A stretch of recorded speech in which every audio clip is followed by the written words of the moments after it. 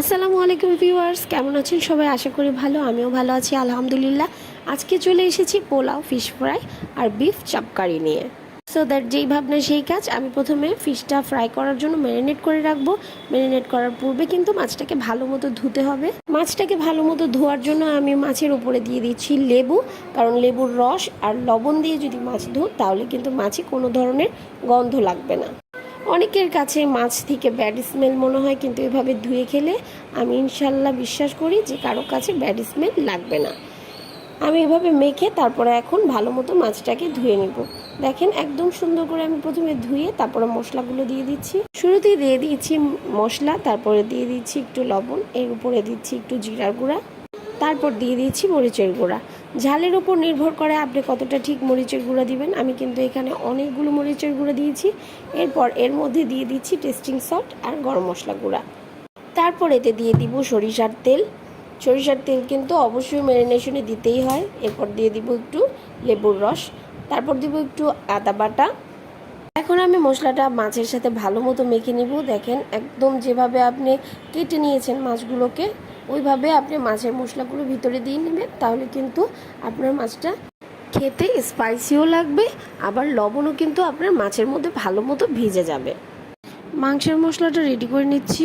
মরিচের গুঁড়া, লবণ, জিরা গুঁড়া, গরম মশলা, কাঁচামরিচ পেস্ট, আদা বাটা, লেবুর রস আর দিচ্ছি টেস্টিং সল্ট।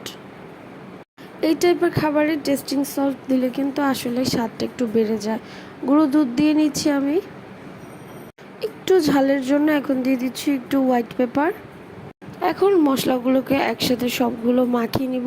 মাংসটা কিন্তু আমি আগেই থেতো করে রেখেছিলাম। এখন মশলাগুলো মাখিয়ে ভালোভাবে মাংসের সাথে সব মশলা একবারে মিক্সড করে নেব। মাংসটা মিক্সড করার পর বোঝা যাবে আমরা কিন্তু অতিরিক্ত এখানে কোনো মশলা ইউজ করিনি। দেখেন মাংসটা এরকম সাদা সাদা থাকবে। তারপরে প্রায় 4-5 ঘন্টা ম্যারিনেট করার পরে ভাবে মাংসগুলো ভেজে নেবেন। ভাজা মাংস কিন্তু অলমোস্ট সেদ্ধ হয়ে গেছে।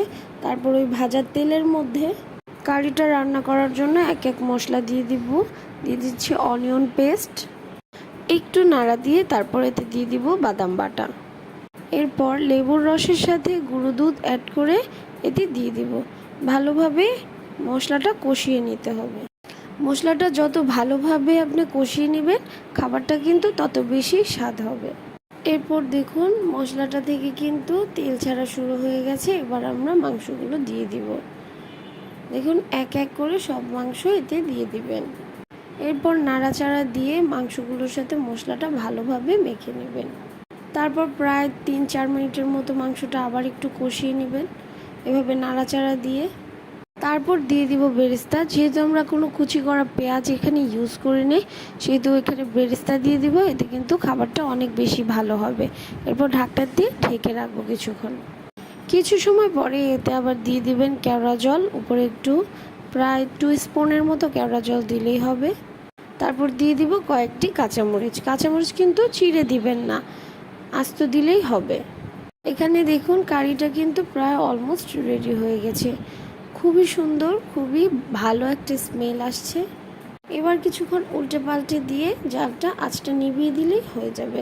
এখন আমরা পোলাওয়ের জন্য চাল নিয়ে নিয়েছি এখানে ধুয়ে। অবশ্য পোলাও রান্নাটা সবাই কম বেশি পারে। আসলে পোলাওটা কিন্তু সবাই কম বেশি রান্না করতে পারে। পোলাও রান্নাটা দেখানোর মেন উদ্দেশ্য হচ্ছে আমাদের বাসায় এইভাবে পোলাওটা রান্না করা হয়। আমার কাছে খুবই ভালো লাগে। আপনারা চাইলে এভাবে পোলাওটা রান্না করতে পারেন। এতে কিন্তু পোলাওটা খুবই ফ্লেভারফুল হয়।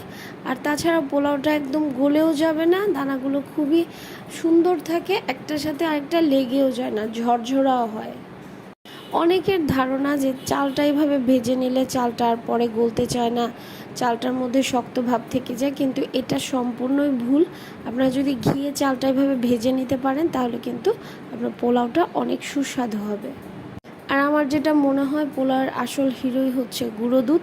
আমাদের বাসায় সবসময় পোলাও রান্না করলে এভাবে গুঁড়ো দুধ দেয়, তাহলে কিন্তু পোলাওয়ের রঙটা কালচে হয় না, সাদা হয়।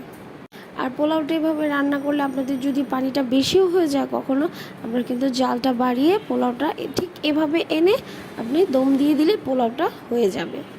তারপর একবার মাঝখানে উল্টে দিলেই কিন্তু দেখেন পোলাওটা কি সুন্দর এভাবে হয়ে যায়। এদিকে আরেকটা চুলোতে মাছটা বারবিকিউ করার জন্য কয়লাগুলোকে প্রথমে পুড়িয়ে নিচ্ছি। দেখুন মাছটা কিন্তু ফ্রিজ থেকে বের করে নিয়েছি। এখন কয়লাগুলো দিয়ে আমরা ট্রেটা সাজিয়ে নেব ভালোভাবে। যেহেতু রাত হয়ে গেছে, ছাদ বন্ধ, তো আমরা একটা বারান্দায় করছি, রাস্তাও দেখা যাচ্ছে।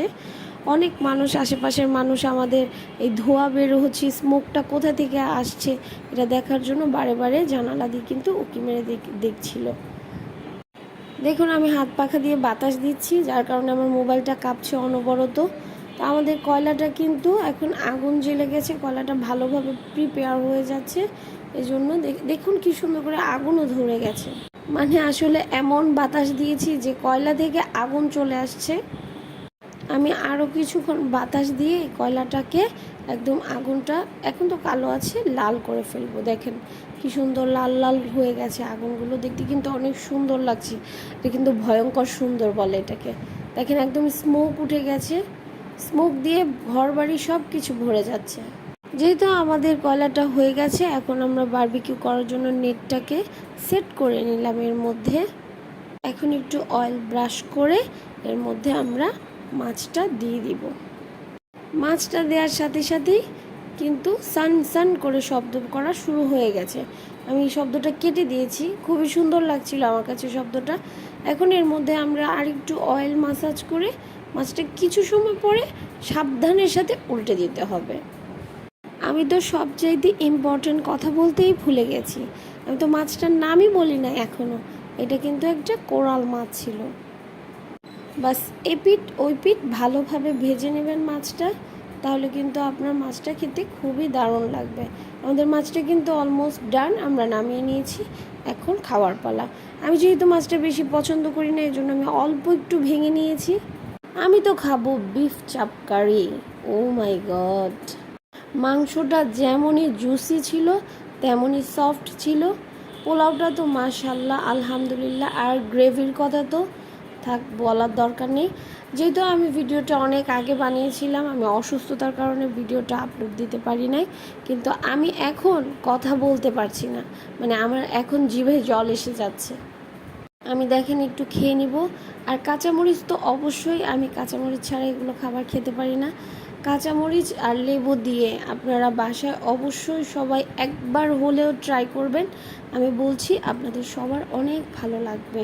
সো দ্যাট আজকে এ পর্যন্ত, সবাই ভালো থাকবেন। আর ঠান্ডার কারণে আমার গলাটা বসে গেছে, আমার জন্য সবাই দোয়া করবেন।